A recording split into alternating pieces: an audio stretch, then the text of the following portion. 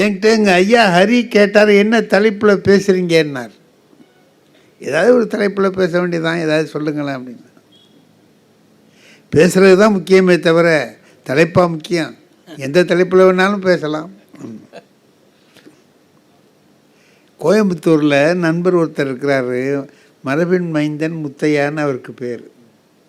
அவர் ஒரு கவிஞர், அவர் தெரியுமா? நல்ல தெரிஞ்ச. அவர் ஒரு தடவை அங்கே பேசுகிறதுக்கு கூப்பிட்டாரு. சரின்னு முடிஞ்சு போச்சு. என்ன தலைப்பில் பேசுகிறதுன்னு அவர் சொல்லவே இல்லை. அறுபாட்டுக்கு இருந்துட்டார். அப்புறம் அந்த விழா நடக்கிறதுக்கு 2-3 நாளைக்கு முன்னாடி அவர்கிட்ட கேட்குறேன், என்னங்க என்ன தலைப்பில் நான் பேசுகிறது அப்படின்னு கேட்டேன். தலைப்பை நீங்கள் கோயம்புத்தூருக்கு வந்து கூட்டம் முடிஞ்சு சாப்பிட போகிற போது பேசிக்கலாம்னார். எதை தலைப்பை? இப்போ நான் தலைப்பே கொடுக்குறேன்னு தான் வச்சுக்கோங்க, நீங்கள் அதையா பேச போகிறீங்க?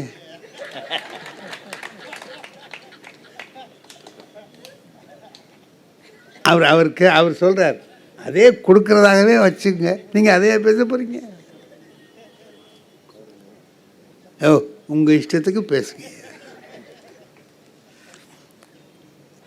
நான் சொன்னேன், யாருக்கு தெரியும்னு சொன்னேன். என்ன பேசுகிறதுங்கிறது யாருக்கு தெரியும்? ஏன்னா யாருக்கு தெரியுங்கிறத கேள்வியாகவும் சொல்லலாம், பதிலாகவும் சொல்லலாம். நாளைக்கு என்ன நடக்குங்கிறது யாருக்குப்பா தெரியும்? யாருக்கு தெரியும்? யாருக்கு தெரியும்னு கேட்டோம் கேள்வி, பதில் என்ன? யாருக்கு தெரியும்? ஒரு பையன் இதை எழுதியிருந்தான் அருமையாக.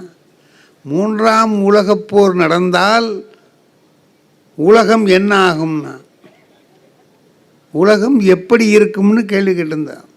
3ஆம் உலகப் போர் நடந்தால் உலகம் எப்படி இருக்கும்னு கேட்டான். அவன் பதில் எதுனா, உலகம் எப்படி இருக்கும்? அப்புறம் உலகமே இருக்காது. அப்போ இது கேள்வியாகவும் இது துணியில் தான் இருக்கு. சொல்கிற துணியில் அது கேள்வியாகவும் இருக்கும், பதிலாகவும் இருக்கும். இங்கே கணவன் மனைவி 2 பேர் பேசிக்கிற போது சில குறிப்புகள். இப்போ நான் எங்கள் ஹரி வர்றார், ஒரு நாளைக்கு வீட்டுக்கு வர்றார். இவர் வந்த நேரம் எக்கச்சக்கமான நேரம். உள்ள பால் இருக்கா இல்லையா, இவருக்கு காப்பி கொடுக்க சொல்லலாமா வேண்டாமா எனக்கு தெரியல. நான் என் மனைவியை கேட்காம சொல்லிட்டா என் மனைவிக்கு கோவம் வந்துடும். அது எப்படி இருக்கா இல்லையான்னு தெரிஞ்சுக்காமல் இப்படி கேட்டீங்க அப்படிமா. அதனால் இங்கே வா அப்படின்னு கூப்பிட்டு, சாருக்கு காப்பி கொடுப்போமா அப்படின்னா. அப்படின்னா என்ன அர்த்தம்? இருக்கா, காப்பி கொடுப்போமா? வெயில் நேரத்துக்கு மோர் கொடுத்தா நல்லா இருக்கும். அப்படின்னா என்ன அர்த்தம்? பால் இல்லை, நீ அனாவசியமாக காப்பி கொண்டான்னு சொல்லாத, இதானே? இதெல்லாம் குடும்பத்தில் நம்ம ஒருத்தருக்கு ஒருத்தர் பரிபாஷைன்னு சொல்கிறான். இதை அவங்க சொல்கிறது அவங்களுக்கு தெரியும், நமக்கு தெரியும், 2 பேருக்கு மட்டும்தான் தெரியும். திருப்பி திருப்பி பேசுவான். திருப்பி திருப்பி பேசுகிறதே அது ஒரு தெரிஞ்சுக்கிறது. நான் சில சமயத்தில் பிப்கா அப்படிம்பேன். பிப்கான்னா காப்பி, பிப்கா அப்படிங்கிறது. என் மனைவி இருமோ அப்படிம்பா. அதை சொல்லாத, மோர் தரேன்னு சொல்லு.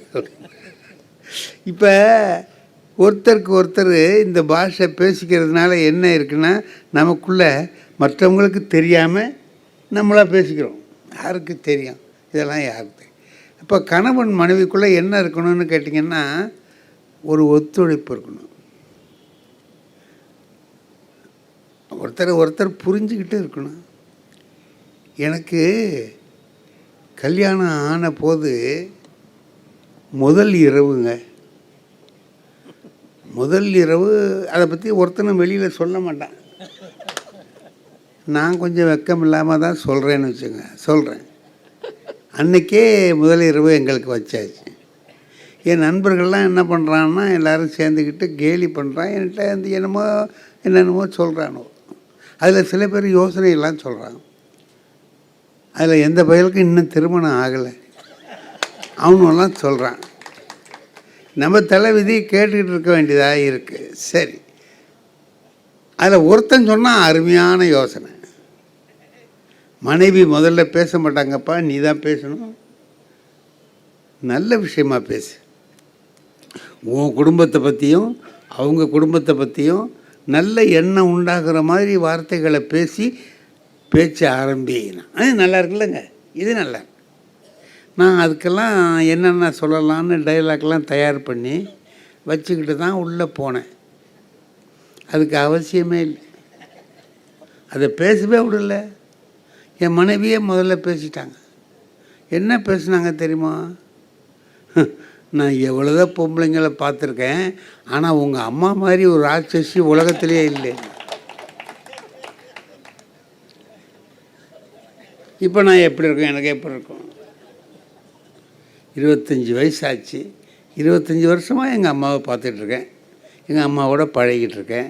நீ இன்றைக்கி தான் வந்திருக்க, நீ வந்த உடனே எங்கள் அம்மாவை ராட்சசிங்கிற. இப்போ நான் என்ன செய்ய? பொதுவாக மனுஷனுக்கு என்ன ஆகும் அந்த நேரத்தில்? ஆத்திரம் வருமா வராதா?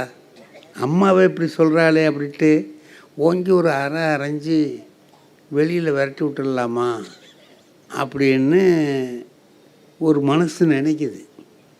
ஆனால் அறிவு கரெக்டாக சொல்லுது, இந்த பார், வந்த வேலையை தான் பார்க்கணுமே தவிர வேறு வேலையை பார்க்கக்கூடாது.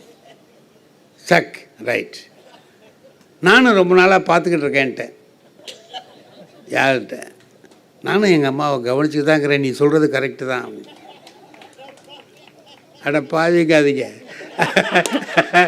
அதான் வாழ்க்கை, அதான் அவர் என்ன சொல்கிறார் தெரியுமா? அட பாவி, இப்படி அடா சொன்னேன்.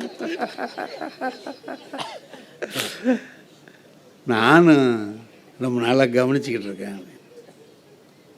சரி, இது மறுநாள் காலையில் எங்கள் அம்மாக்கிட்ட போய் சொன்னேன், உன்னை பற்றி என் பொண்டாட்டி இந்த மாதிரி சொன்னாம்மா, ஒரு ராட்சசிங்கிற ஒன்று அப்படின்னு.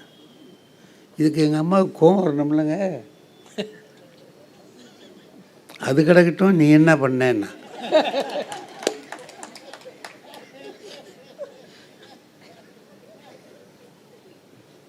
நான் அனுசரித்து போயிட்டேம்மான்னு. அதான்டா வாழ்க்கை.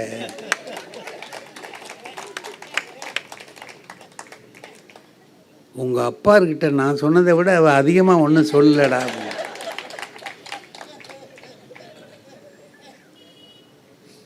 இப்போ நமக்கு யோசனை பண்ணி பாருங்கள், எங்கள் அப்பா எப்போ இருந்தார், எங்கள் அம்மா எப்போ இருந்தாங்க, ஆத்தா எப்போ இருந்தாங்க, இப்போ இருக்கிறவ எப்போ இருக்கா, கெட்டு போச்சு நம்ம இப்போ அம்மா, யாருக்கு தெரியும்? அப்போ எப்படி இருந்ததுங்கிறது யாருக்கு தெரியும்? ஒன்றும் தெரியாது. பண்பாடே கெட்டு போச்சு, எல்லாம் வீணாக போச்சு, இந்த நாடு உருப்புறதே கஷ்டம் அப்படின்லாம் பேசுகிறோமா இல்லையா? சில சமயத்தில் நம்ம பேசுகிறோம், நம்மளே பயிரெல்லாம் வீணாக போயிட்டானுவோ, வீணாக போயிட்டானுவல. நம்ம சின்ன பிள்ளையில எப்படி இருந்தோமோ அதில் பாதி கூட இல்லை. அவனு பாட்டுக்கு இதை பார்த்துக்கிட்டு பேசாமல் இருக்கானோ. நம்ம அப்படியா இருந்தோம்? நாமெல்லாம் அப்படியா இருந்தோம்? இல்லை சார், அப்படி இல்லை. இப்போ இருக்கிற பையன்கள்கிட்ட எவ்வளவு புத்திசாலித்தனம் இருக்குது. புத்திசாலித்தனம் எவ்வளவு இருக்குது தெரியுமா? சாதாரணமாக நான் ஒன்று சொல்லியிருக்கேன், நீங்கள் இதிலெல்லாம் கூட பார்த்துருக்கலாம். ஒரு நாள் பாடம் நடத்துகிற போது நான் சொன்னேன், அந்த தசாவதாரத்தில் திருவிக்காவோட கட்டுரை ஒன்று வந்திருக்கு. அந்த கட்டுரையில் ஒரு அவதாரம், அது வராக அவதாரம், பன்றியாக திருமால் அவதாரம் எடுத்ததை பற்றின ஒரு செய்தியை அதில் சொல்கிறார். அதில் என்ன சொல்கிறார், ஒரு ராட்சசன் இருந்தான் இரணியாட்சன்னு. அவன் என்ன பண்ணான், பூமியை அப்படியே பாயா சுருட்டி கொண்டு போய் கடலுக்குள்ளே ஒளிச்சு வச்சுட்டான். திருமால் வராக அவதாரம் எடுத்து வந்து இது கதையில் இருக்குது. இதை நான் சொல்கிறேன் சார். நான் எங்கள் வாத்தியார் எனக்கு என்ன கதை சொன்னாரோ அதுதான் நான் அவனுக்கு சொல்கிறேன். எங்கள் வாத்தியார் சொன்னபோது நான் பாட்டுக்கு கேட்டுக்கிட்டேன். நான் ஒரு கேள்வி எங்கள் வாத்தியாரை கேட்டேன், பரீட்சைக்கு இது வருமா சார்? இப்போ உள்ள பையன் என்ன பண்ணிட்டான், என்கிட்ட கேட்குறான், பூமியை பாயா சுருட்டினாருங்கிறீங்களே சார், எங்கே நின்றுக்கிட்டு சுருட்டினாருன்னு கேட்குறான். இதுக்கு எந்த கொம்பனாலையும் பதில் சொல்ல முடியாது. ஏன்னா கதையிலேயே அதுக்கு இல்லை. பூமி உருண்டையாக இருக்குது, இதையே சுருட்டி கொண்டு போய் கடலுக்குள்ளே ஒழிச்சு விட்டாருங்கிற. கடல் வந்து பூமியிலேருந்து வெளியில் இருக்கிற மாதிரியும் அது கதை அப்படி அந்த காலத்தில் இருந்தவன் எப்படியோ எழுதி வச்சுருக்கான். ரைட்டு, நமக்கு இதை நம்ம நடத்துகிறோம். அதில் என்னமோ ஒரு கருத்துக்காக அவன் எழுதியிருக்கான், அது தெரிஞ்சுக்க வேண்டியதுதான் அப்படின்னு கேட்டான். இது எனக்கு பதில் தெரியல. எங்கே நின்றுட்டு சுருட்டினான் தெரியலடான்னு சொல்கிறதுக்கும் வெக்கமாக இருக்குங்க. ஏன்னா தெரியலடான்னு சொன்னால் அவன் என்ன கேட்பான், இதெல்லாம் தெரியாமல் எதுக்கு வாத்தியார் வேலைக்கு வந்தேன்னு கேட்பான். அதனால் நான் என்ன பண்ணேன், அவனை மடக்கோ எதிரியை வந்து கேள்விக்கு நமக்கு பதில் தெரியலன்னு வைங்க, அவனை வேற ஒரு கேள்வி கேட்டுறது. ஏண்டா நேற்று ஒரு பாட்டு மனப்பாடம் பண்ண சொன்னேன், பண்ணிட்டியாடான்னு. என்னடா இவர் திடுக்குன்னு இதை கேட்குறாரு, நம்ம ஒன்று கேட்குறோம் அவர் ஒன்று கேட்குறாரு. இல்லை சார்ண்ணா, பெஞ்சு மேலே ஏறடா, பெஞ்சு மேலே. அந்த காலத்தில் நாங்கள் கொடுத்த பனிஷ்மெண்ட் அதுதான், அதுக்கு மேலே எங்களுக்கு கொடுத்தது தெரியாது. ஏறடா பெஞ்சு மேலே அப்படின்னோம். அவன் பெஞ்சு மேலே ஏறிட்டான் சார், நல்ல பிள்ளை, சொன்னதை கேட்டான், ஏறிட்டான். ஏறும்போதே பக்கத்தில் உள்ளவங்கிட்ட சொல்லிக்கிட்டே ஏறுறான், பாடுறா நம்மளுக்கு பதில் தெரியலன்னாலும் நம்ம தான் பெஞ்சு மேலே ஏறணும், வாத்தியாருக்கு பதில் தெரியலன்னாலும் நம்ம தான் பெஞ்சு மேலே ஏறணும்னா.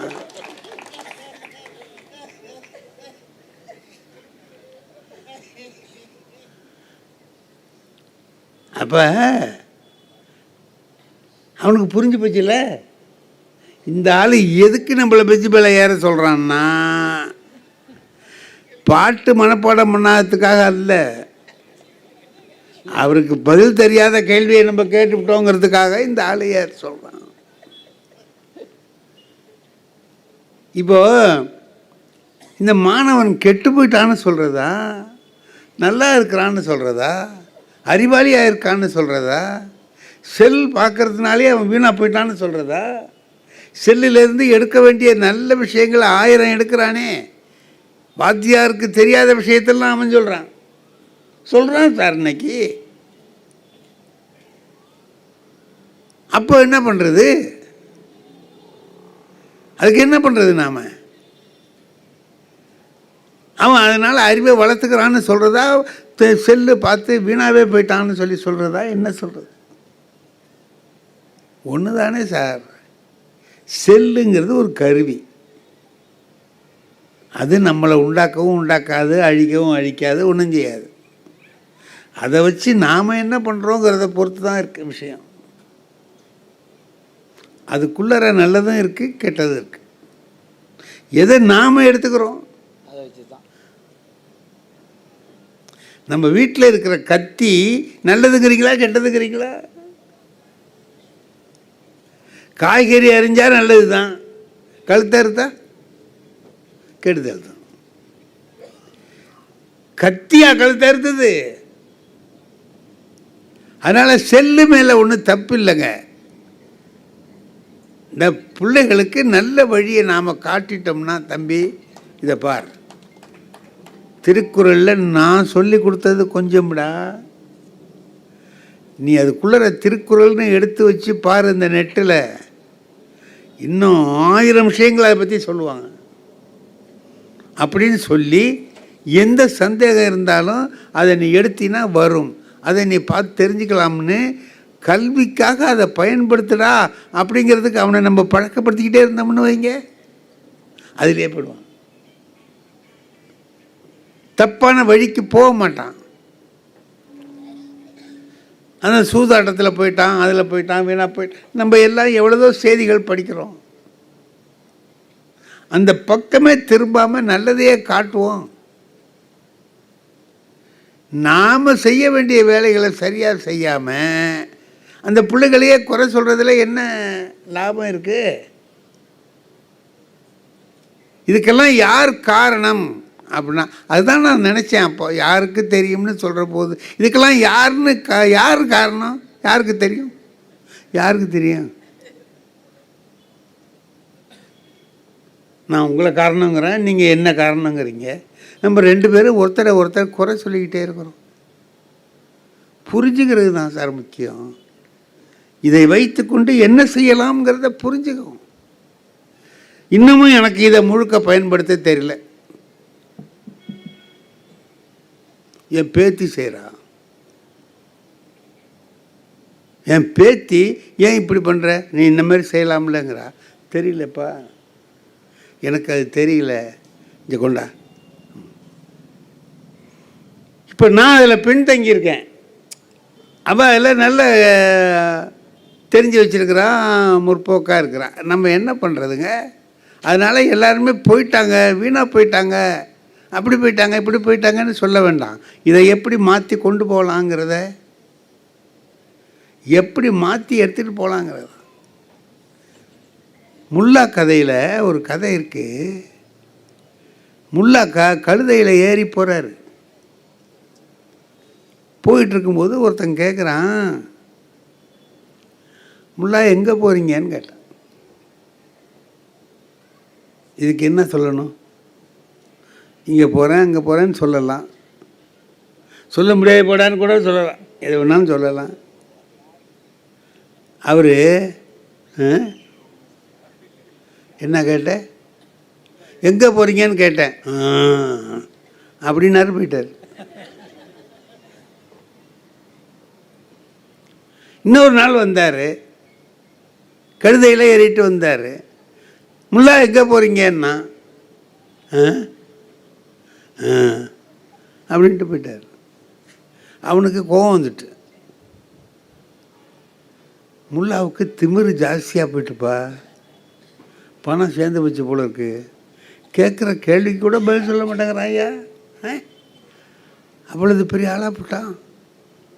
அப்படின்ட்டு ஒரு நாள் நடந்து வர்றார். ஓய் முல்லா அண்ணா, என்னான்னு என்ன திமிரு ஜாஸ்தியாக போச்சா? கேட்ட கேள்விக்கு பதில் சொல்ல மாட்டேங்கிற. எப்போ கேட்டீங்க? நேற்று கழுதையில் வரும்போது கேட்டேன். கழுதையில் வரும்போது கேட்டீங்களா? என் கழுதையை பற்றி உங்களுக்கு தெரியாதுன்னு. ஏன் உன் கழுதை என்னான்னா? அது நான் சொல்கிறத கேட்காதுப்பா. கடத்தூருக்கு போகும்பேன், அது பஸ் ஸ்டாண்டுக்கு போகும். நான் வருத்தப்பட மாட்டேன், பஸ் ஸ்டாண்டில் உள்ள வேலையை பார்த்துக்குவேன். பஸ் ஸ்டாண்டுக்கு போகணுன்னு சொல்லுவேன், அது ரயில்வே ஸ்டேஷனுக்கு போகும். கவலையே பட மாட்டேன். ரயில்வே ஸ்டேஷனில் என்ன வேலை, ரிசர்வேஷன், அந்த எந்த வேலை இருக்கிறத பார்த்துக்கிட்டு வருவேன். நான் அப்படி வச்சு பொழுதை ஓட்டிகிட்டு இருக்கேன்டா. நீ என்னை எங்கே போகிறேன்னா நான் எதை நம்பி சொல்கிறது? அது எங்கே போகுதோ, நம்ம என்ன கேட்டோம்? அதுக்கு அவன் கேட்டான், சொன்ன பேச்சு கேட்காத கழுதையை ஏன் வச்சுருக்கேன்னு. முல்லா சொன்னார், இங்கே வாட, இங்கே வா. அண்ணா, உன் பொண்டாட்டி சொன்ன பேச்சு கேட்குறாளடா?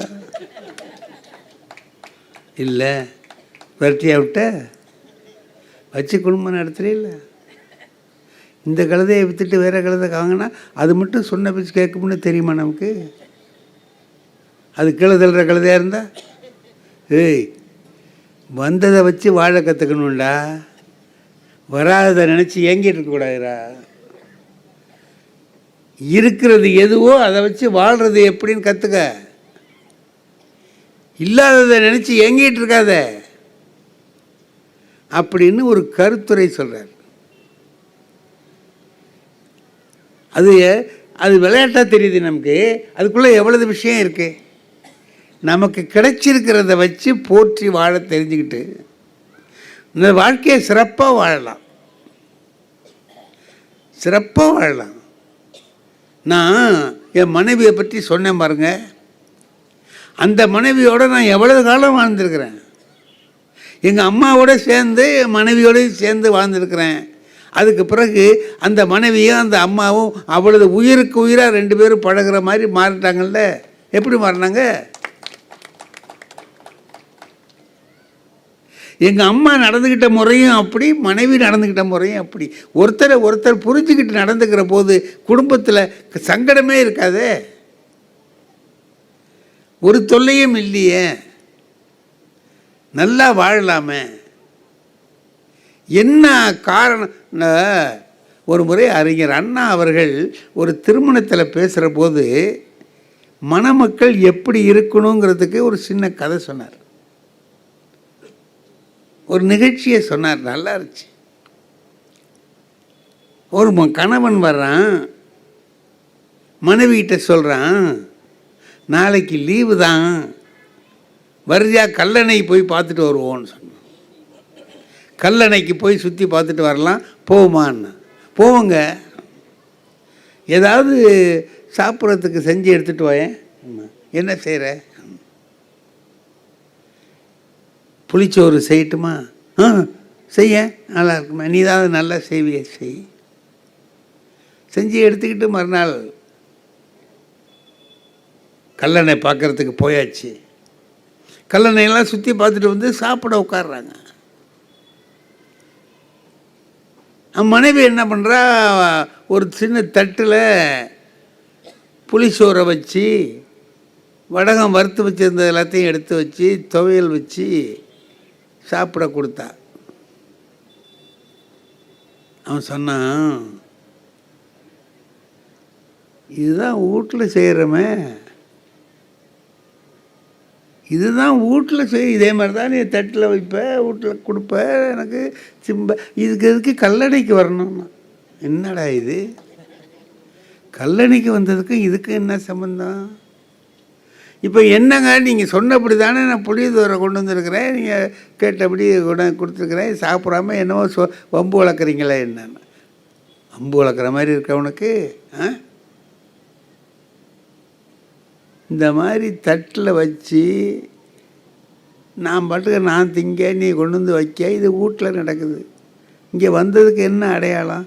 எடுத்து ஊட்டி விடாயா அப்படின்னா, எதானா அப்படின்ட்டு எடுத்து வாயில் ஊட்டி விட்டா.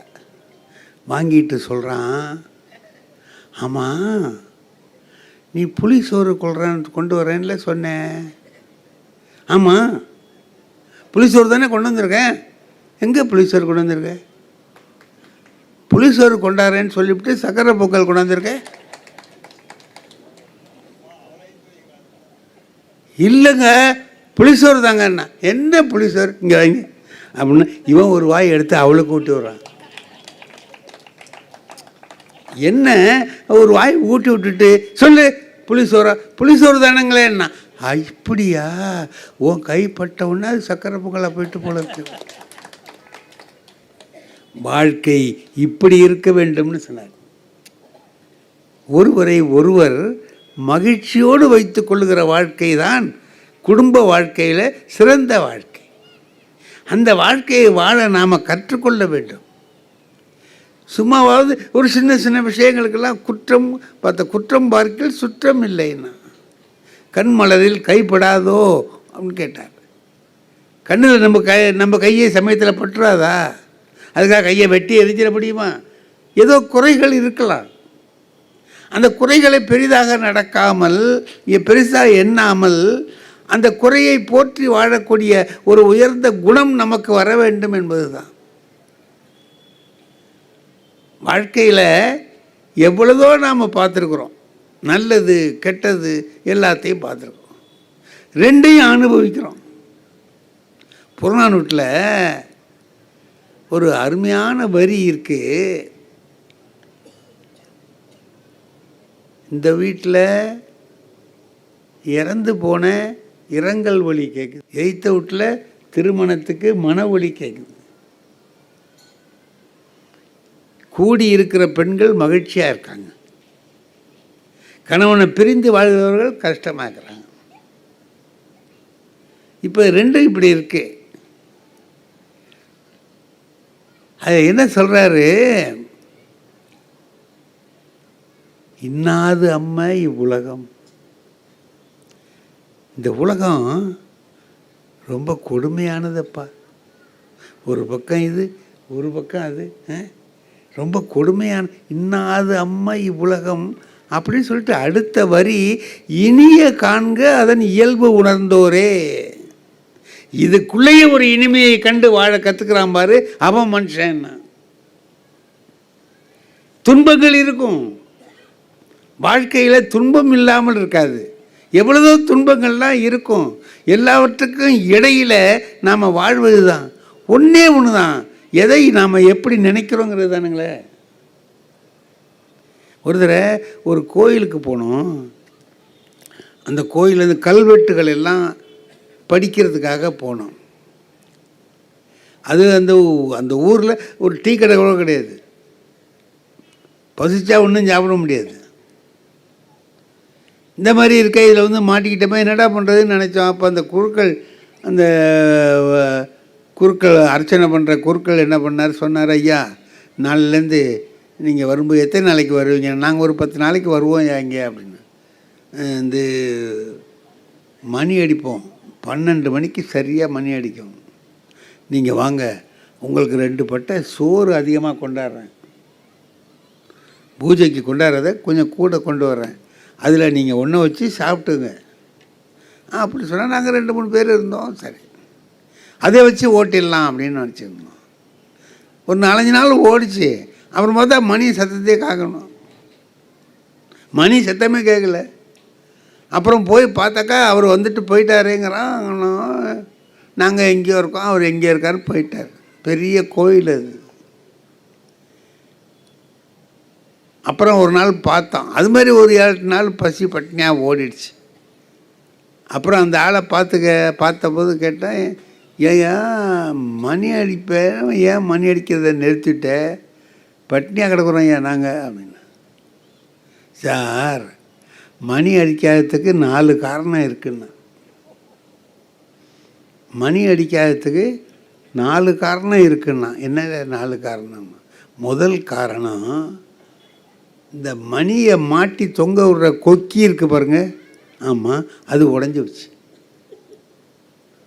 அது உடஞ்சி போச்சுன்னா விழுந்துருக்கும், அப்போ மணி அடிக்க முடியாது, அது சரிதான். அப்புறம் இன்னும் 2வது காரணம், இந்த இழுத்து அடிக்கிற கயிறு நஞ்சு போச்சு, அறுந்து போயிட்டு. ஐயய்யா. 3வது, அதை இழுத்து அடிக்கக்கூடிய பையனுக்கு 3 நாளாக கடுமையான ஜுரம். சரி, 3 காரணம் ரைட்டு. 4வது காரணம் என்னையான? 4வது காரணம், ஒரு வாரத்துக்கு முந்தைய இந்த மணி திருட்டு போயிட்டு அப்படின்னா. ஏண்டா, திருட்டு போன மணியில் கொக்கி இருந்தால் என்ன, இல்லைன்னா என்ன?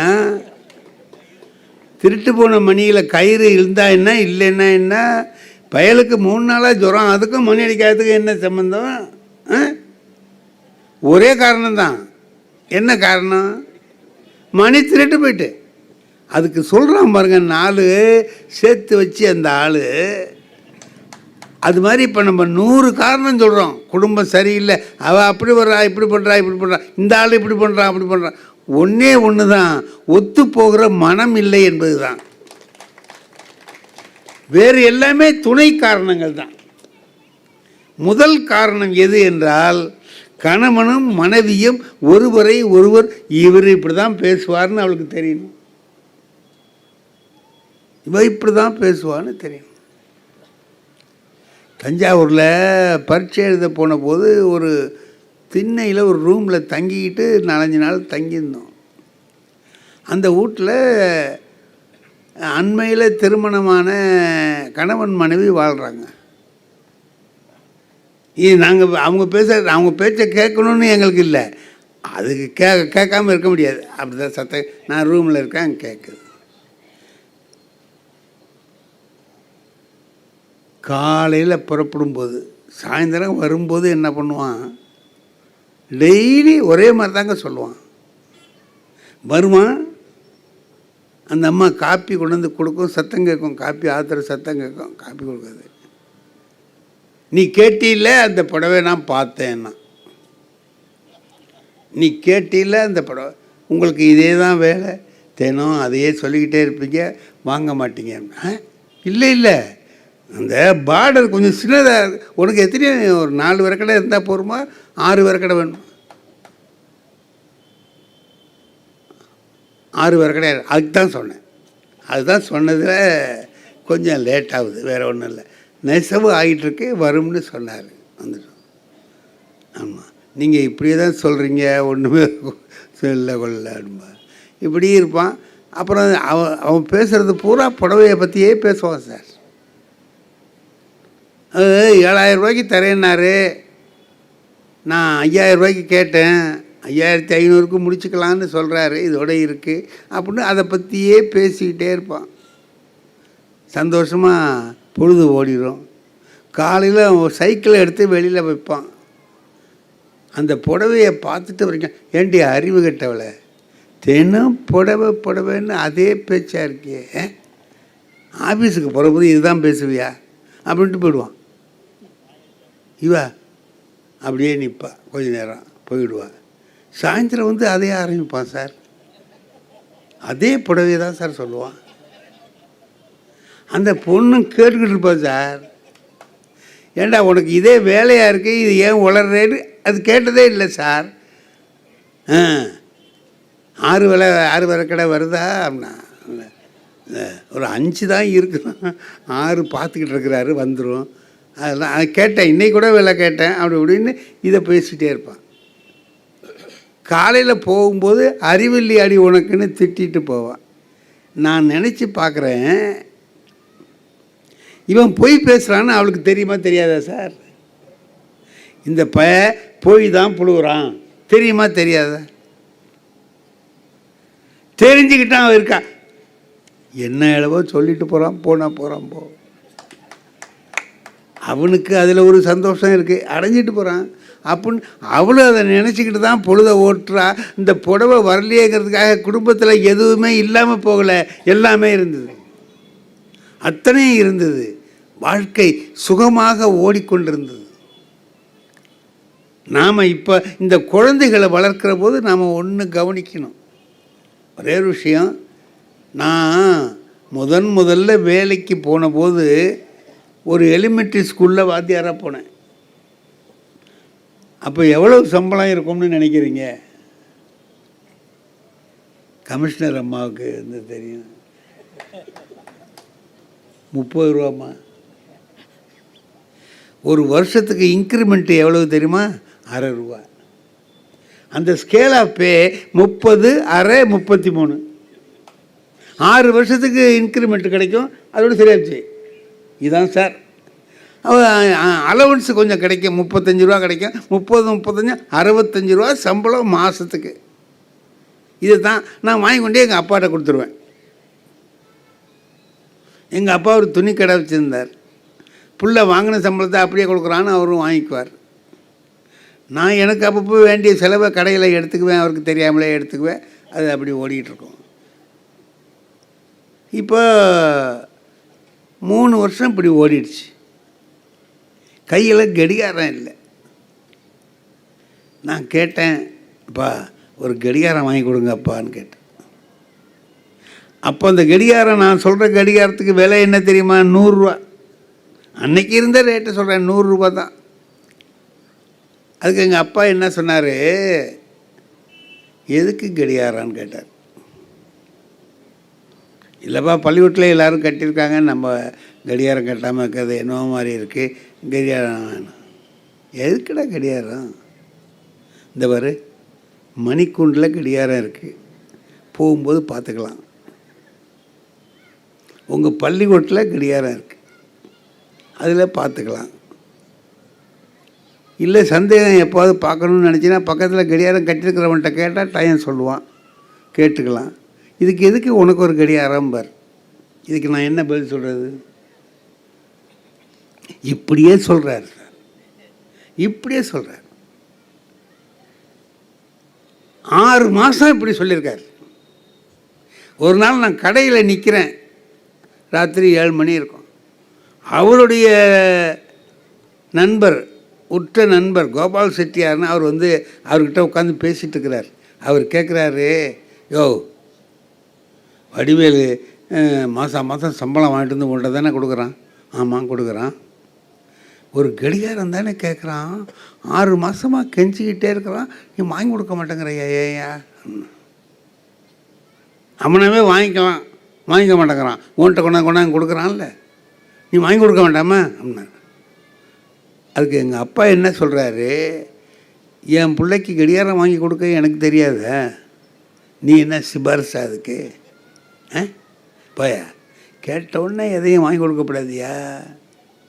இப்படி கொஞ்சம் இழுக்கடிச்சு கொஞ்சம் 6 மாதம் கழித்து வாங்கி கொடுத்தோம்னா அது பத்திரமா வச்சுக்குவான்.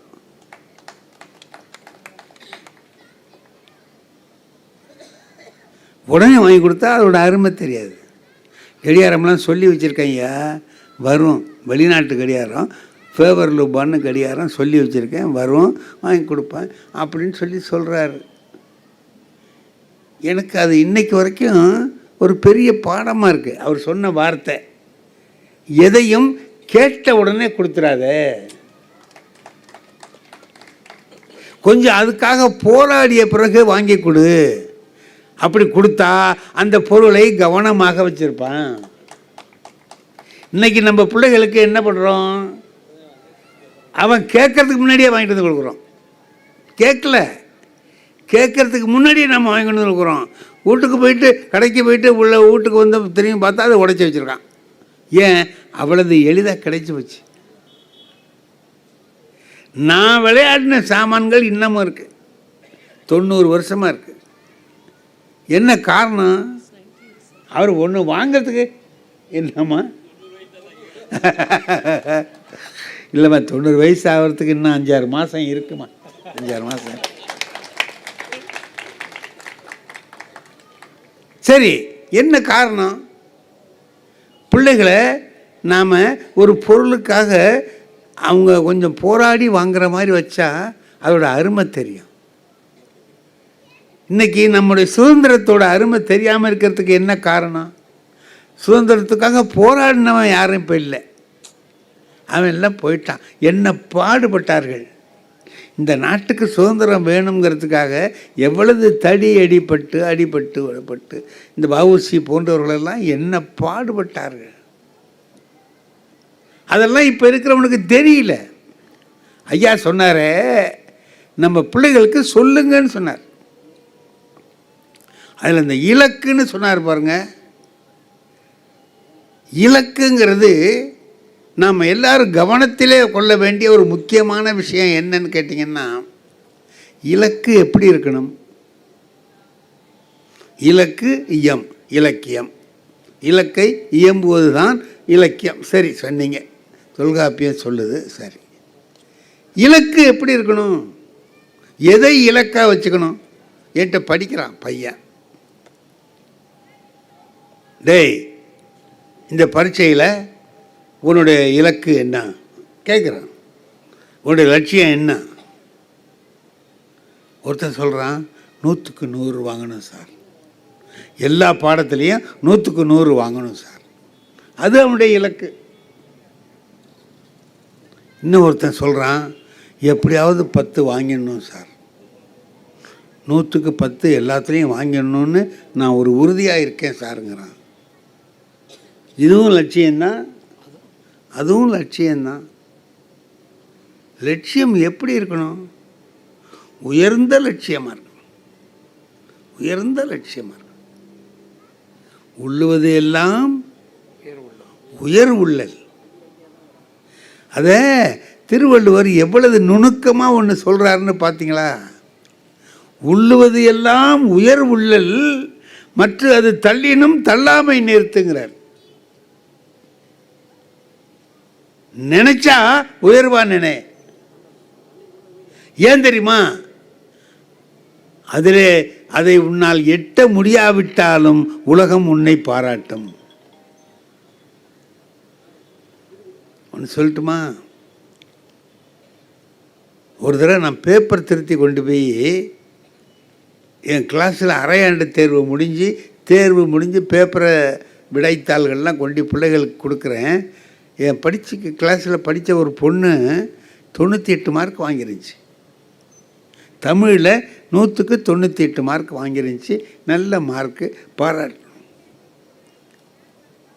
கொடுத்துட்டே வந்தேன். ஒருத்தன் 4 மார்க் வாங்கியிருந்தான். இதுதான் கடைசி.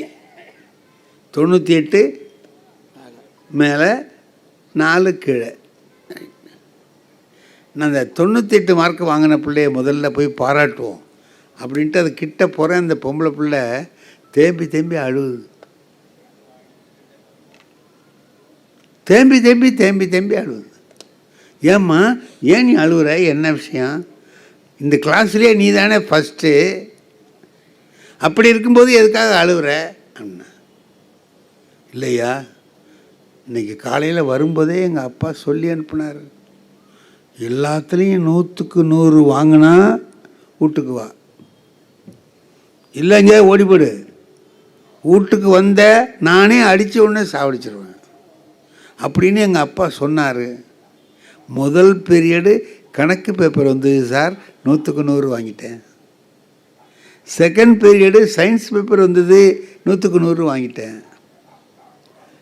இப்போது நீங்கள் பேப்பர் கொடுத்தீங்க, 2 மார்க் குறைஞ்சிட்டு சார். வீட்டுக்கு போனால் எங்கள் அப்பா அடித்தே சாவடிச்சிருவார் சார், பயமாக இருக்குது சார், அதுக்கு தான் அழுகுறேன் சார்னு.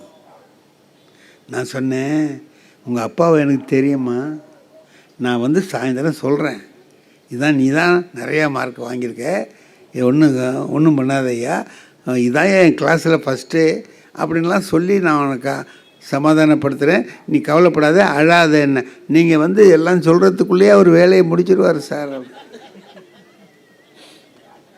சரி இரு அப்படின்ட்டு அதுக்கிட்ட சொல்லிவிட்டு, இந்த பையன் 4 வாங்கினவனை பார்த்து 4 கடுமையாக திட்டுவோம்டான்னு சொல்லிட்டு போனேன். அந்த பையன் என்ன பண்ணுறான்னு கேட்டிங்கன்னா சார், இந்த பேப்பரை பக்கத்தில் உள்ளவன்கிட்ட காட்டுறான், எப்படின்னா இவர்கிட்ட காட்டுறான், பின்னால் ஒருத்தன் இங்கே காட்டு, அவன்கிட்ட காட்டுறான். இந்த 4 மார்க் வாங்கின பேப்பரை எல்லார்ட்டையும் காட்டுறான் சார்.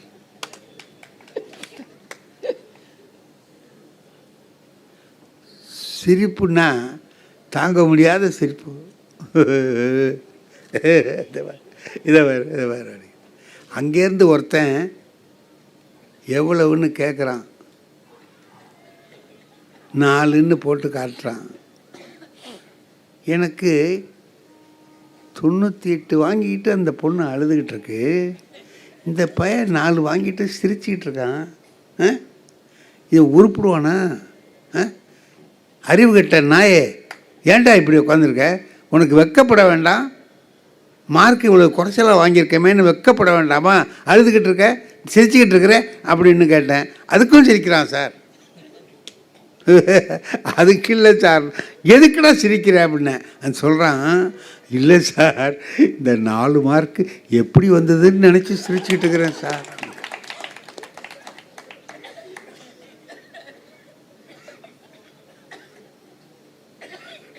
வாங்கி பார்த்தா சார், அவன் ஒன்றுமே எழுதலை. அங்கங்கே ரைட்டு மாதிரி ஏதோ 2 வார்த்தை தெரிஞ்ச போது ஒரு 1/4 மார்க்கு 1/2 மார்க்கு போட்டோம் பாருங்கள், அதில் ஒரு 4 வந்துட்டு. அது அவனுக்கு தாங்கலை.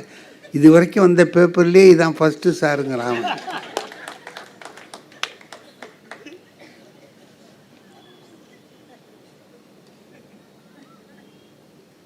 நாலு வாங்கிட்டு சிரிக்கிறான், 98 வாங்கிட்டு அந்த பொண்ணு அழுவுது. 2 பேருக்கும் இலக்கு என்ன தெரியுமா? 100 தான். அந்த பொண்ணு வச்சது 100 தான், கிடைக்கலையே, தோத்து போச்சே. ஏன் என்ன தோத்து போச்சுன்னு அதை சொல்லலாமான்னு கேட்குறார். அந்த பொண்ணு 100க்கு 100 வாங்குவேன்னு சொன்னிச்சு, தோத்து போயிட்டு தோத்துட்டுதுன்னு சொல்லலாமா அப்படின்னு திருவள்ளுவர் கேட்குறார். இல்லைன்னார். அதுக்கு ஒரு உதாரணம் சொல்கிறாருங்க. காண முயல் எய்த அம்பினில் யானை பிழைத்த வேல் ஏந்தல் இனிது அப்படின்னு ஒரு திருக்குறள். அதில் என்ன சொல்கிறாரு, வேட்டைக்கு போயிட்டு வர்றான், 2 பேர் வர்றான், திருவள்ளுவர்கிட்ட வந்து கேட்குறான். திருவள்ளுவரே நான் வேட்டையாட போனோம் நாங்கள் 2 பேரும், என்ன பண்ணீங்க, உனக்கு என்ன? இதோ பாருங்கள், இந்த முயலை வேட்டையாடினேன், இந்த அம்பால் இந்த முயலை கொன்றேன், முயல் வயிற்றுலேருந்து ரத்தம் ஊற்றுது, காதை பிடிச்சி தூக்கிட்டு வர்றேன், பரவாயில்ல நீ வெற்றி அடைஞ்சிருக்கிற, சரி நீ என்ன செய்தி, ஒன்றுத்தையும் காணுமே உன்ட்ட அப்படின்னார். திருவள்ளுவரே, நான் யானைக்கு குறி வச்சேன், யானை மீது எடுத்து வீசுவதற்காக வேலை வீசினேன், கொஞ்சம் குறி தவறி போச்சு, யானை ஓடி போயிட்டு அந்த வேல் இதுதான்னு காட்டுறான், குறி வைத்த வேல் இதுதான். திருவள்ளுவர் சொன்னார், நீதாண்டா வெற்றி பெற்ற, நீதான் வெற்றி பெற்றாய். ஏன், இந்த முயல் இருக்குல்ல, இப்படி ஓடும்போது கையாலேயே பிடிச்சிடலாண்டா, இதுக்கு ஒரு அம்பும் வேண்டியதில்லை, வேட்டையாடவும் போக வேண்டியதில்லை, நீ அது வேட்டையாடி முயலை பிடித்ததை விட யானைக்கு குறி வைத்து தோற்று போவது மேல்னர். காண முயல் எய்த அம்பினில் யானை பிழைத்த வேல் ஏந்தலின். என் பள்ளிக்கூடத்தில் பாராட்டு விழா நடத்தணும், யாருக்கு நடத்துவேன்? 98க்கு நடத்துவேனா, 4க்கு நடத்துவேனா? ஆனால் அது தோத்து போச்சே, 100 வாங்குறேன்னு வாங்கலையே, 98 தானே வாங்கியிருக்கு. அப்படி வாங்கினாலும் உலகம் பாராட்டும். உயர்ந்த லட்சியத்தை நீ வைத்து கொண்டால் அதில் கொஞ்சம் சறுக்கிட்டாலும் உலகம் பாராட்டும். தாழ்ந்த லட்சியத்தை வைத்து வெற்றி பெற்றாலும் உலகம் உன்னை இகழும். திருவள்ளுவர் சொல்லுகிற அற்புதமான ஒரு கருத்து. ஆகையினால நம்முடைய இலக்குகள் எப்படி இருக்கணும்? உயர்ந்த இலக்குகளாக இருக்கணும், உயர்ந்த லட்சியத்தை வைத்திருக்கணும். தாழ்ந்த லட்சியத்தை வைத்துக்கொண்டு அதற்காக நான் வெற்றி பெற்றேன்னு பெருமை அடிச்சுக்க வேண்டியதில்லை.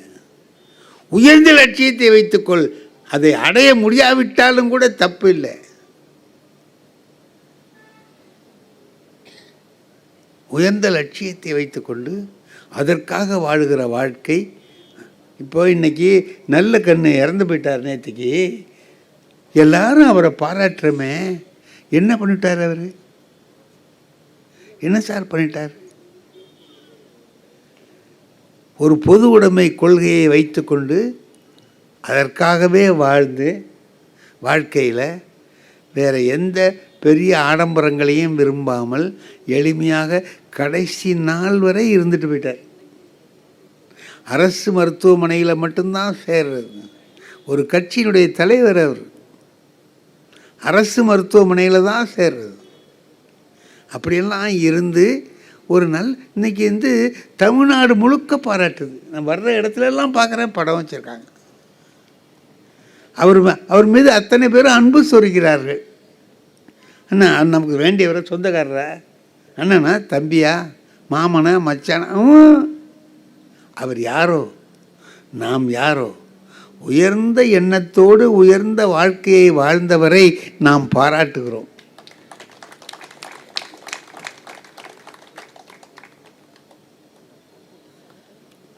தாழ்ந்த எண்ணத்தோடு இருந்து அவன் எவ்வளவு பெரிய பணக்காரனாக இருந்தாலும் அவனை உலகம் பாராட்டாது.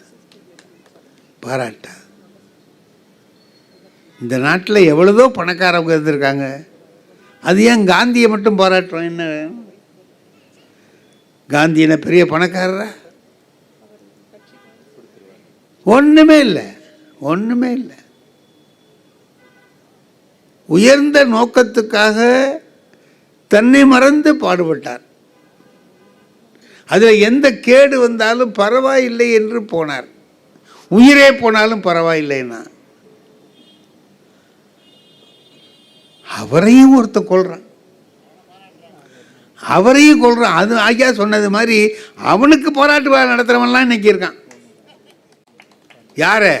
காந்தியடிகளை கொன்றவனை பாராட்டுறவன் இன்னைக்கு இருக்கான். இந்த நாடு எதை நோக்கி போகுதுங்கிறத நாம் கவனிச்சுக்கணும். இன்னும் சில பேர் அவருக்கு செலவைக்கணுங்கிறான். யாருக்கு? கொன்னவனுக்கு. காந்தியை கொன்னவனுக்கு செலவைக்கணும்னா இப்போ இந்த இவன் எல்லாருமே அவன் போயிட்டான், அவன் மாதிரி இன்னும் நிறைய பேர் இருக்கான், நிறைய பேர் இருக்கான். ஆக உலகத்திலேயே உயர்ந்த லட்சியத்துக்காக வாழ்ந்து உயிரை கொடுத்தவர்கள் அத்தனை பேரையும் உலகம் பாராட்டும். நாம் யாராவது இந்த உலகம் இன்னைக்கு நல்லா இருக்குன்னா, புறநானூற்றில் ஒரு பாட்டு, உண்டால் அம்மா இவ்வுலகம், இந்த உலகம் இருக்குதுரா, இந்நேரம் அழிஞ்சிருக்கணும், ஏன் அழியாமல் இருக்கு? இந்திரர் அமிர்தம் இயைவதாயினும் இனிதெனத்தானே தமியர் உண்டலும் இலர். இந்திரலோகத்து அமிர்தம் யாருக்கு தெரியும்? இந்திரலோகத்து அமிர்தம் என்னன்னு யாருக்காவது தெரியுமா? ஆனால் நம்மளாம் சொல்லிக்கிட்டே இருக்கிறோம், அமுதம் அமுதம். எப்படி இருக்கணும்? அமுதம் மாதிரி இருக்குண்டானா. என்ன நீங்கள் காலைல அமுதம் தான் சாப்பிடுவீங்களா? சும்மா நம்ம ஒரு பழக்கத்தில் அமுதம்னா நல்லா அமுதம் கட்டியாக இருக்குமா தண்ணியாக இருக்குமா சார்? தெரியாது. ஆனால் மாம்பழத்தை வியாபாரிகிட்ட கேளுங்க, எப்படியா இருக்கணும்? தேவாமிர்தம் மாதிரி இருக்கும் சாருங்க. என்னமோ தேவாமிர்தத்தை ரொம்ப தெரிஞ்சவன் மாதிரி சொல்லுவான். நம்மால் அப்போனா அதில் 2 குடும்பம். ஏன்னா இவனுக்கும் தேவாமிர்தம் ரொம்ப தெரிஞ்சது மாதிரி அவனை ஏமாத்துறான், அவன் இவனை ஏமாத்துறான். தேவாமிர்தம் என்ன? இந்திரர் அமிர்தம் இயைவது ஆயினும் இனிது என தானே தமியர் உண்டலும் இலர். அது இனிமையானதுன்னு தானே சாப்பிட மாட்டான், எல்லாருக்கும் பகிர்ந்து கொடுத்து சாப்பிடுவான். அப்படிப்பட்டவன் 2 பேர் இந்த உலகத்தில் இருக்காண்டா, அதனால இந்த உலகம் இருக்குன்னு சொல்கிறான். அவங்க இருக்கிறதுனால இந்த உலகம் இருக்கு, வேற இந்த தீயவர்களாலே இந்த உலகம் இல்லை. நல்லவன் 2 பேரும் இருக்கிறான், அதனால இருக்கு.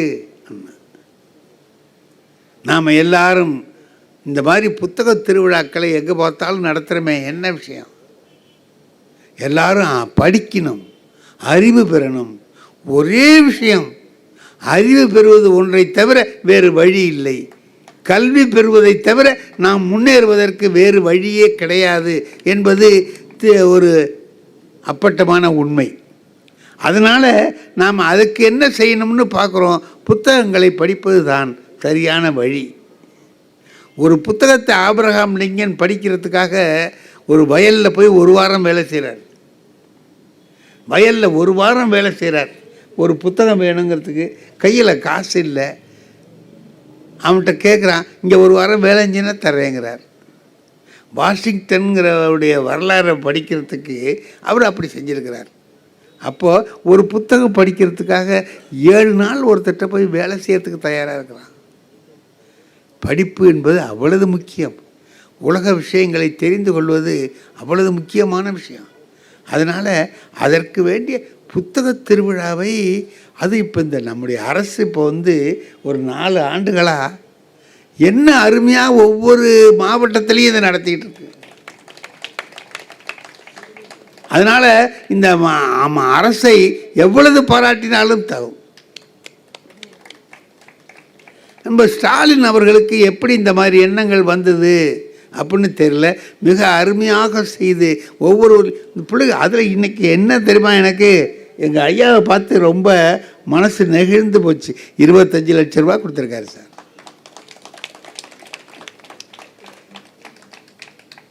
ஒவ்வொரு பையனுக்கும் 150 ரூபாய்க்கு புஸ்தகம் கொடுங்க. அதுக்கு டோக்கன் கொடுத்து இன்றைக்கி கொடுத்துட்டு உட்காந்துருக்காங்க. 150 ரூபா டோக்கனே ஒரு பையன்கிட்டே கொடுத்துட்றாங்க. அவன் போய் அவனுக்கு என்ன புத்தகம் வேணுமோ அதை எடுத்துக்கிறான். எவ்வளவு அருமையான விஷயத்தை செய்திருக்கிறீர்கள். அணு ஆற்றலை கண்டுபிடித்ததை விட இது ரொம்ப முக்கியம் சார். அணு ஆற்றலை கண்டுபிடித்ததை விட இன்றைக்கி இந்த பிள்ளைகளுக்கு 150 ரூபாய்க்கு புஸ்தகம் வாங்கி கொடுத்து 125 ரூபாயா 125 ரூபாய்க்கு புத்தகம் வாங்கி கொடுத்து அதை படிக்கும்படியாக சொல்கிறாங்க. 25 லட்சம் ரூபா அதுக்காக கொடுத்துருக்காங்க. நம்ம பகுதியில் உள்ள எல்லா பிள்ளைகளும் அதை பயனடைகிறார்கள். இப்படி ஒரு உயர்ந்த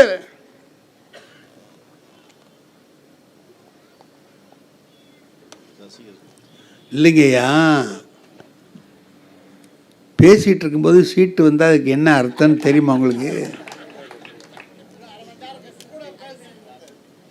நீ பேசி கழிச்சது போகிறோம் நிறுத்தியான்னு சொல்கிறேன்.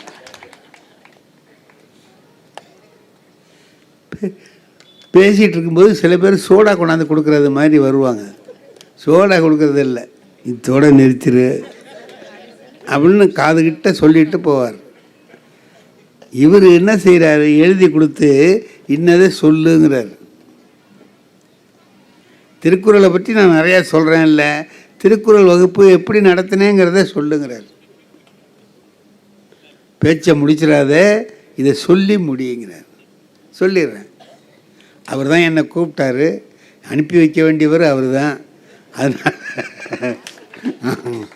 அதனால் நல்ல விதமாக அனுப்பணும்னா அவர் கேட்டதை நாம் சொல்லணும்.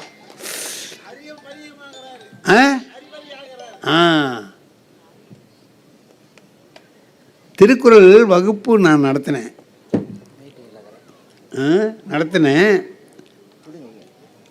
அதுக்கு எத்தனை பேர் சேர்ந்தாங்க தெரியுமா? 49 பேர் சேர்ந்தாங்க. இது நீங்கள் எல்லோரும் படிச்சிருப்பீங்க, இதில் இப்போ கேட்டிருப்பீங்க, இருந்தாலும் சொல்கிறேன். 49 பேர் சேர்ந்தாங்க.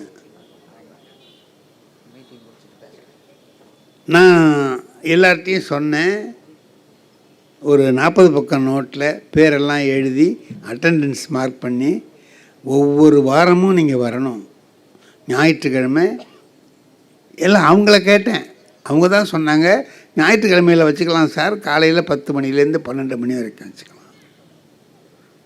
அவங்க ஏன் சொன்னாங்கங்கிறது எனக்கு அப்புறம்தான் தெரிஞ்சுது.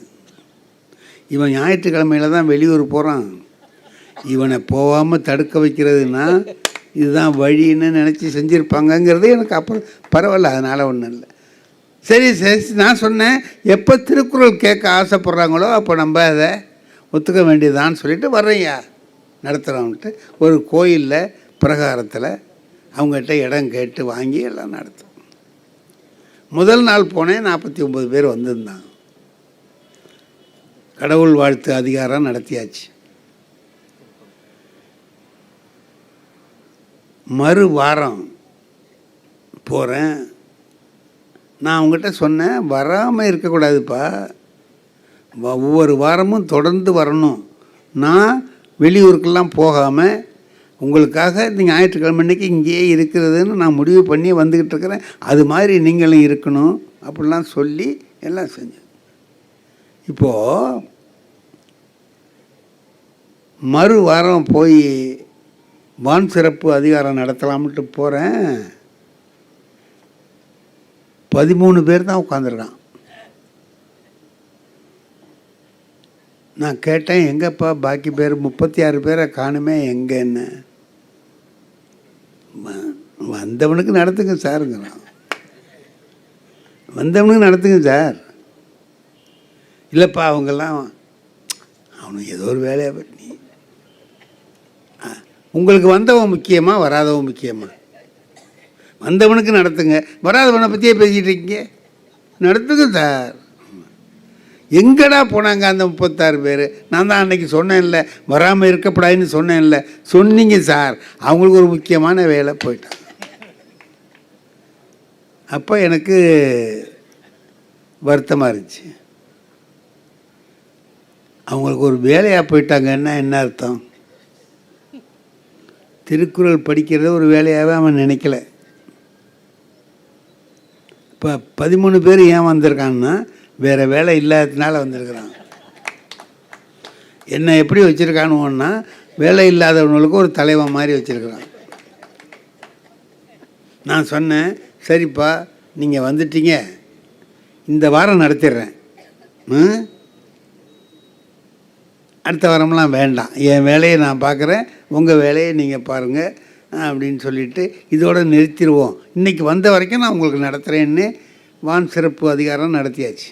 எல்லாம் முடித்து கிளம்புற நேரத்தில் ஒரு பெரியவர் வந்தார். அந்த ஊரில் உள்ள ஒரு பெரியவர், வசதியானவர், பணக்காரர். செவத்திக்கண்ணன்னு அவரை நாங்கள் அன்பாக கூப்பிடுவோம். மூத்தவர், பெரியவர். தம்பி இருங்கன்னார். என்னன்னு, நாங்கள்லாம் திருக்குறள் புத்தகத்தை எடுத்து படிக்க போகிறோமா? ஏதோ நீங்கள் 2 வார்த்தை நல்ல வார்த்தை சொல்கிறீங்க, கேட்குறோம், அது காதில் விழுவுறதே ஒரு நல்லது. இந்த 2 மணி நேரமாவது ஒழுங்காக நல்ல வார்த்தை கேட்போம் அப்படின்ட்டு நான் வந்து உட்காந்து கேட்குறோம். நான் அடுத்த வாட்டிலேருந்து கிடையாதுங்கிறீங்க, வரமாட்டேங்கிறாங்களே. என்ன உங்களுக்கு என்ன கூட்டம் வரணும் அதானே? நான் ஏற்பாடு பண்ணுறேன், நீங்கள் அடுத்த வாரம் வந்துடுங்கன்ட்டு. உடனே போகக்கூடாது, வந்துடணும். சரிண்ணே. அந்த சனிக்கிழமை அன்னைக்கு போகும்போது பார்க்குறேன், கோயில் வாசலில் போர்டு வச்சுருக்கார்.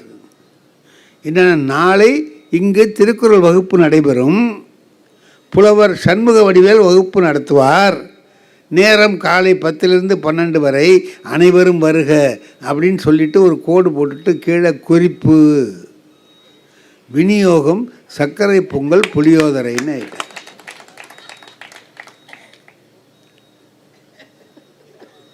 சே, இதான் கூட்டத்தை சேர்க்குறேன்னு சொன்னாரா? சரி ரைட்டு அப்படின்ட்டு எப்படியோ வரட்டும் போ அப்படின்ட்டு போயிட்டேன். மறுநாள் ஞாயிற்றுக்கிழமை அன்றைக்கி காலையில் 10 மணிக்கு போகிறேன் கோயிலுக்கு, நடத்தலாம்னுட்டு போகிறேன். உள்ளே போனால் உள்ளே போக முடியல, கூட்டம். இது பூரா அடைச்சி உட்காந்தா நான் என்ன பண்ணுவேன், எப்படி வர முடியும்? இப்போ நடுப்புற இடம் இருக்குது, நீங்கள் ஓரத்தில் உட்காந்துருக்கீங்க, நடுப்புற வரலாம். இது பூராவும் அடைச்சி கீழே உட்காந்துருக்கான் சார். அதில் 100 பேர் உட்காரலாம் சார், 150 பேர் உட்காந்துருக்கான். நல்லா நெருக்கி ஒருத்தர் தொடையில் ஒருத்தர் தொடை வச்சுக்கிட்டு ஃபுல்லாக உட்காந்துட்டேன். எல்லாம் திருக்குறள் கேட்கறதுக்கு ஒரு ஆர்வமாக வந்து உட்காந்து.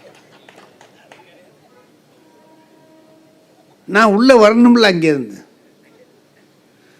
அங்கே இருந்தவங்கள சொன்னேன், கொஞ்சம் இடம் விடுங்க ஐயா, உள்ளே போகிறேன் அப்படின்னு. அங்கே இருந்தவன் சொன்னான், இங்கேயே உட்காரியான்னு. இங்கேயே உட்காரியா? ஏயா ஏயா இங்கே உட்கார, இங்கேயே உட்காரியா, இங்கேயும் வரும் உட்காரு. இந்த பாரு 2 அண்டாவில் வச்சுருக்காரு, எங்கே போயிடும்? ஆவி பறக்குது. உள்ளே போகிறாராம். உள்ளே லேட்டாக வருவீங்க, முன்னாடி போய் திங்கணுமா? உட்காரியா? ஆஹா, நம்மளை திங்க வந்தவனில் முடிவு பண்ணிட்டான் இவன் அப்படின்னுட்டு. இல்லையா, நான் தான் திருக்குறள் நடத்தணும் அப்படின்னேன்.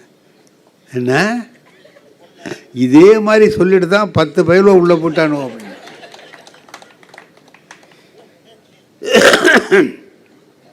நான் பார்த்தேன், இனி உள்ளே விட மாட்டான்.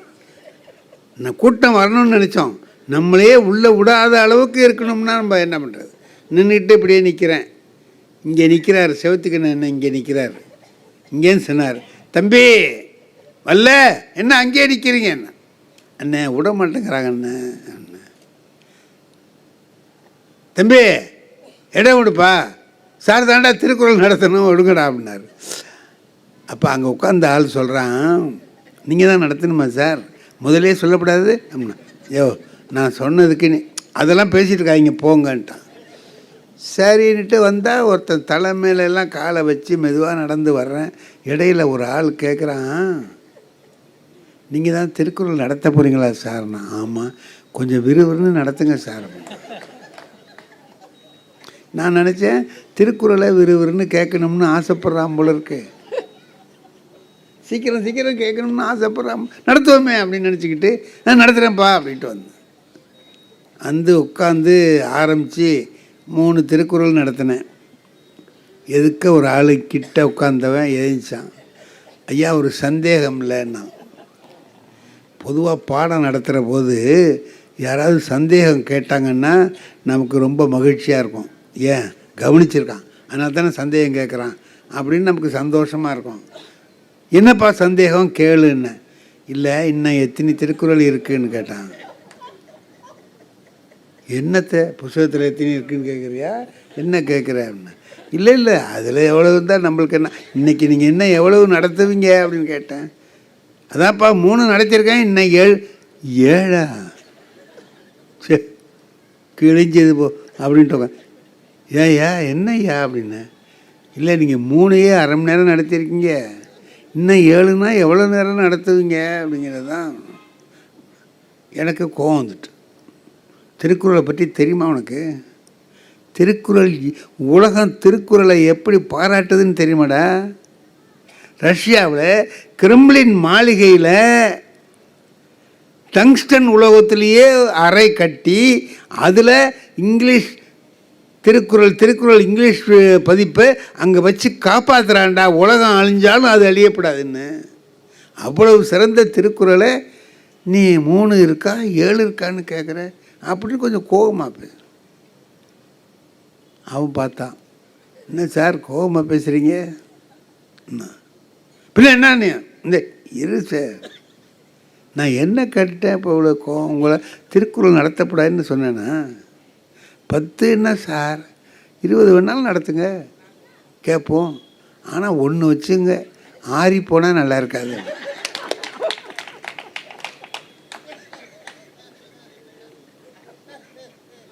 நான் அப்பவும் முட்டாள்தனமாக அவன்கிட்ட கேட்குறேன், நீ என்ன திருக்குறளையா சொல்கிற? அடையா சார், அது 2000 வருஷமாக ஆறது, இன்னுமே ஆறிட போகுது, அது ஒன்றும் கிடையாது. ஆனால் சக்கரை பொங்கல் இருக்க சூட்டோடு சாப்பிட்டா தான் நல்லாயிருக்கும். இருக்கு, நம்மளும் இருக்கோம். இது திருக்குறளை இடையில விட்டு கெடுத்துக்கிட்டு இருக்கீங்க நீங்கள். என்ன சூட்டோடு சாப்பிட்லாம், அதுக்காக தான் நான் சொன்னேன், ஆறி போனால் நல்லா இருக்காது. நான் பார்த்தேன், அவன் சொன்னான் ஒரு வார்த்தை, இந்த விஷயம் எங்களை விட உங்களுக்கு நல்லா தெரியும், ஏன்னா நாங்களாவது ஒரே ஊரில் திங்கிறோம், நீங்கள் ஊராக போய் திங்கிறீங்க அப்படின்னா. நான் சரிடா போடா அப்படின்ட்டு, அண்ணே கொடுத்துருங்க அண்ணே, இனிமேல் தாங்காது, எல்லாருக்கும் எடுத்து கொடுத்துருங்க அண்ணே. எல்லாருக்கும் எடுத்து கொடுத்தாங்க. சொல்லுங்கப்பா, நான் சொல்கிறது ரொம்ப விவரமாக சொல்லிகிட்ருக்கேன் அப்படின்னா, சுருக்கமாக சொல்லலாம், இப்படி சொல்லலான்னா யோசனை சொல்லிட்டு போங்க, குறள் பொருள் அது மட்டும் சொல்லி விளக்கம்லாம் வேண்டாம் அப்படின்னு நீங்கள் என்ன நினைக்கிறீங்களோ அதை கை கழுவிட்டு என்கிட்ட சொல்லிட்டு போங்கன்னு. ஒருத்தன் அவசரமாக கை கழுவிட்டு சொன்னான், யோசனை கேட்டிங்களேன்னா. ஆமான்னு அவன் சொன்னான், சக்கரை பொங்க புளியோதரை இருக்கும்போது கொஞ்சம் சுண்டல் சேர்த்தா நல்லா இருக்கும்.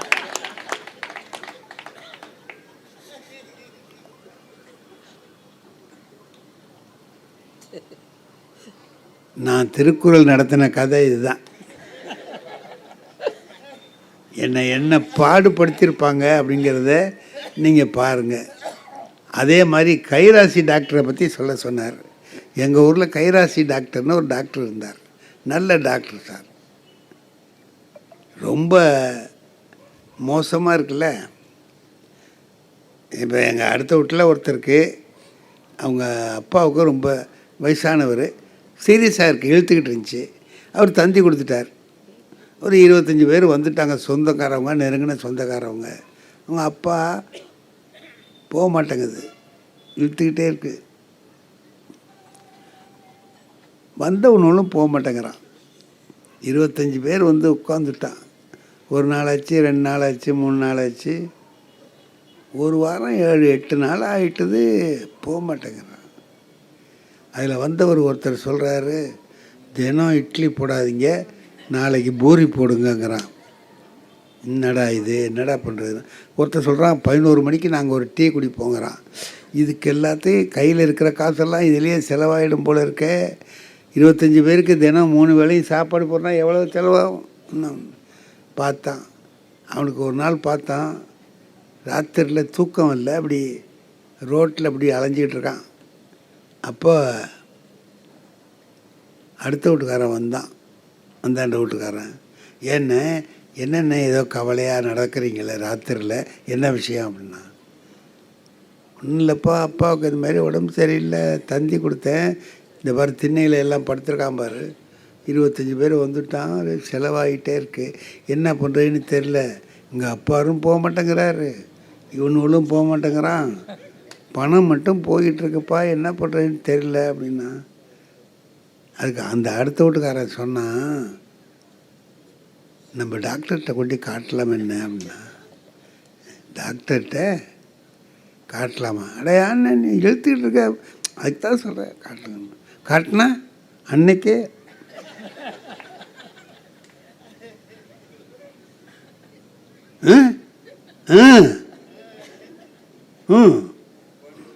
மறுநாள் நீங்கள் கொண்டு போங்க, ஒரு 100 ரூபா செலவாகுமா, கொண்டு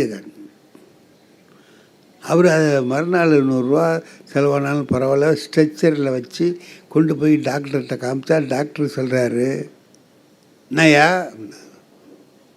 7 நாளாக இழுத்துக்கிட்டே இருக்குது, போக மாட்டேங்குது, எல்லாம் விருந்தாளிலாம் வந்துட்டாங்க, ரொம்ப செலவாகுது சார். எங்கள் அடுத்த வீட்டுக்காரர் சொன்னார், உங்கள்கிட்ட காமிச்சா ஒரு ஏற்பாடு பண்ணுவீங்கன்னு சொன்னார், அதோடு தான் நாங்கள் வந்தோம் அப்படின்னா. அறிவில்லை உங்களுக்கெல்லாம்? ஏன் சார், இத்தனை நாளாக எழுத்துட்ருக்குல்ல, அன்னைக்கே கொண்டு வர வேண்டியதானே, கொண்டு வந்தா கையை கொடு. அப்பா கையை எடுத்து கொடுத்தான், அப்படி வச்சார் சார், நாடி பார்ப்பாங்க பாருங்கள், அதை மாதிரி அப்படி வச்சார், தூக்கிட்டு போன்ட்டார், முடிஞ்சு போச்சு. அந்த கம்பவுண்டர் சொல்கிறாரு, எங்கள் டாக்டரு வர்ற கேஸ் எதையுமே அழைச்சிக்கிட்டு போன்னு சொன்னது கிடையாது, எல்லாத்தையும் தூக்கிட்டு போன்னு தான் சொல்லுவார். இதுக்கு தான் அவருக்கு கைராசி டாக்டர்னு பேர். என்ன அதோட அவர் ஒரு தடவை சென்னைக்கு வந்துட்டு வர்றாரு போலக்கு, நான் அந்த ட்ரெயினில் நானும் போயிருக்கேன். நான் இறங்கி திருவாரூரில் வீட்டுக்கு போகிறதுக்காக போகிறேன், விடிய காலம் 4 மணி. இவர் வந்தவர் பின்னால் வர்றவர் புலவரே என்னார், ஆஹா டாக்டர் சவுண்டு மாரி இருக்கடான்னு திரும்பி பார்க்குறேன், இவர் தான். இது அந்த வண்டியில் தான் வந்தீங்களா, நான் பார்க்கலையா உங்களை, நல்ல வேலை பார்க்கல அப்படியா, இருங்க நான் முந்தைய போகிறேன், நீங்கள் வாங்க சார் அப்படின்னு. இல்லை இருங்க. நம்ம என்ன எனக்கு பயம்னா, பேசிகிட்டு இருக்கும்போது கை பட்டுவிட்டதுன்னு, எதுக்குடா இது வம்பு அப்படின்னு சொல்லிவிட்டு போயிடுவோன்னு பார்த்தேன். அது என்ன அப்படின்னா, இந்த வர்றேன், எப்படி போவீங்க வீட்டுக்குண்ணா, நான் ஆட்டோ கிட்ட பிடிச்சிட்டு போயிடுவேன் சார், நீங்கள் விடுங்க சார். ஆட்டோவா, நம்ம கார் வந்திருக்கோம், நான் உங்களை அழைச்சி கொண்டு வீட்டில் விட்டுட்டு போகிறேன், வாங்க இங்கே. சரின்ட்டு போகிறேன். டிரைவரை பின்னால் உட்கார சொல்லிவிட்டு அவர் ஓட்ட ஆரம்பித்தார். என்னை பக்கத்தில் உட்காரது எனக்கு பயமாக இருக்குது.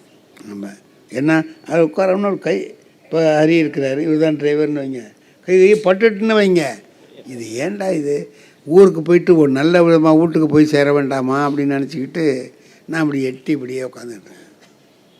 போயிட்டே இருக்கிற போது எதுக்கு டெட் பாடி ஒன்று தூக்கிட்டு வரான் சார். அதை பார்த்துட்டார் சார். அவர் வண்டியை ஓரமாக நிறுத்திட்டு கேட்குறாரு, ஏன் சார் நான் தான் ஊரில் இல்லையே, இது எப்படி நடந்துச்சு அப்படிங்க.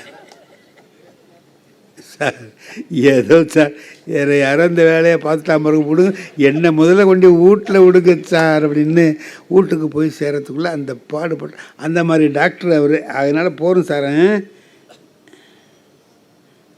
நல்லா சார் அவர் 2 தான் ஹரி சாருக்கு, இந்த 2 கேட்டால் போகிறோம்னு இன்றைக்கி பேச்சு வச்சதனுடைய நோக்கமே அவருக்கு இலக்கை அடைந்து விட்டார்.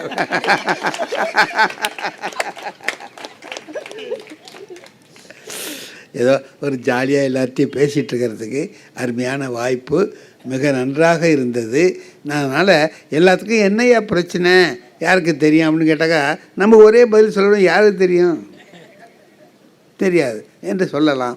அவ்வளோதான், வேறு ஒன்றுமில்லை என்று சொல்லி இனிமையாக கேட்ட எல்லா பெருமக்களுக்கும் என்னுடைய உளமார்ந்த நன்றியை வணக்கத்தையும் தெரிவித்துக் கொள்கிறேன். நன்றி. பார்க்கலாம்ல ஐயா. நயகரா வீழ்ச்சி நடந்து வந்த மாதிரி இருக்குது ஐயா. இந்த பதிவை குறித்து உங்களுடைய கருத்துக்கள் வரவேற்கப்படுகின்றன. மறவாது ஐதருமபுரி சேனலை சப்ஸ்கிரைப் செய்து பாருங்கள். இந்த நாள் இனிய நாளாக அமைய வாழ்த்துகின்றோம்.